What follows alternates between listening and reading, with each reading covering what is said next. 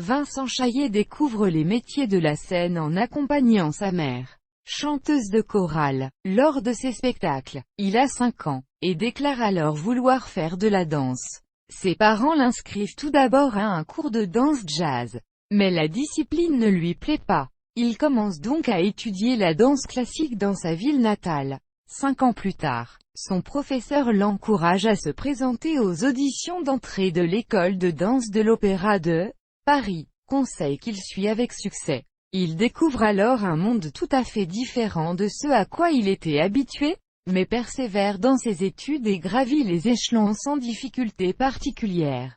Durant sa scolarité, il participe à plusieurs spectacles, et danse le Yandering de John Neumeier, danse grecque de Maurice Béjart avec Dorothée Gilbert ou encore La fille mal gardée dans la version de Claude Bessy. Sa grande taille, il mesure 1,85 m, est alors un atout, puisqu'elle lui permet par exemple de danser avec des élèves plus âgés et de répondre aux exigences de certains chorégraphes. À l'âge de 18 ans, il obtient son baccalauréat littéraire et est engagé dans le corps de ballet de l'Opéra de Paris. Sa première apparition sur scène se fera presque par surprise.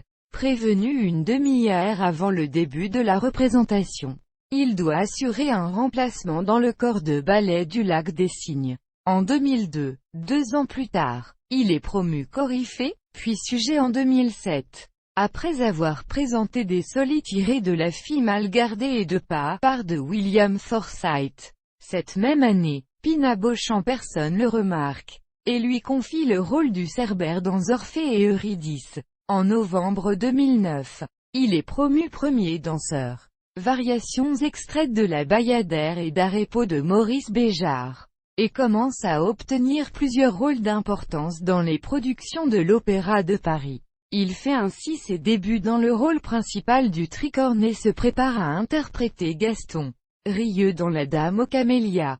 De plus, il participe aux côtés d'Isabelle Sciaravola et Mathieu Gagnaud à un gala de danse organisé en janvier à Prague, gala regroupant des danseurs internationaux de renom.